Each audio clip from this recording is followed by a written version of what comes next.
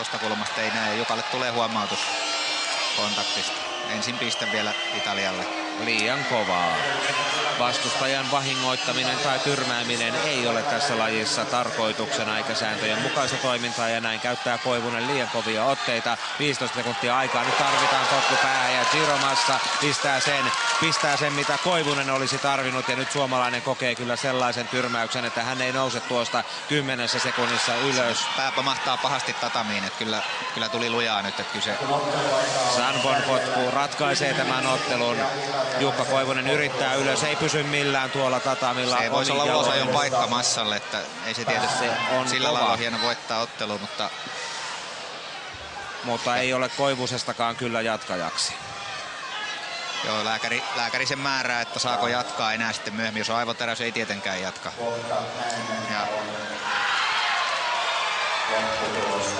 kyllä siinä kävi vähän vintti pimeänä tuossa välillä, ja sitten tosiaan se toi, niin tatami on kova, koska ei ole judotatami, että siihen pahalta näyttää. Giro Massa potkaisi päähän. Se oli periaatteessa haku 3 pisteeseen ja hän kyllä onnistui, mutta löi ja potkaisi liian kovaa. Katsotaan mikä on tuomio. Tässä tulee kuitenkin tuo hänen vetonsa vielä uusinta. Siinä on jopa palautus mukana, mutta silti se uppoo kantapää tonne ohimolle ja liian kovaa. Ja toivotaan, ettei käynyt mitään. Jukka Koivusen osalta, vaikka hänet julistettaisiin voittajaksi, kyllä ottelut päättyvät. Hän ei voi jatkaa. Hän ei ole siinä kunnossa, että pystyisi enää tässä 65-kiloisten sarjassa etenemään tämän pidemmälle. Massakin menee katsomaan. Reilusti käy Massa pahoittelemassa tapahtumaa. Ei varmasti tahallinen ollut, ja itse asiassa noin kokeneelta kaverilta niin aika hassu juttu, että 4-1 johdosta lähtee edes hakemaan tuommoista hyvin riskialtista läpivetoa.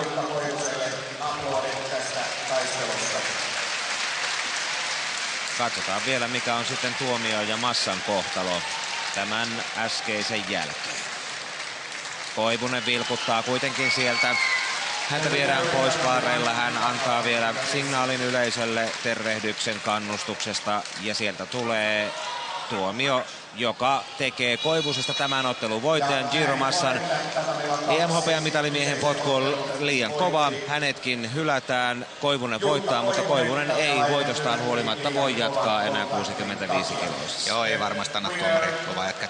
Ei voi niinku makoilemalla tuolla ei voi niinku kyllä jatkaa otteluita, että kyllä se selvä on, että molempien miesten taival päättyy tähän. Joo, kyllä tää ei ole ikinä hyvä ratkaisu, mutta kyllä se turvallisuussyistä, koska tuossa ei noita suojia sen enempää ole, jolloin se on rajoitettu tuo kontakti ja silloin kyllä niinku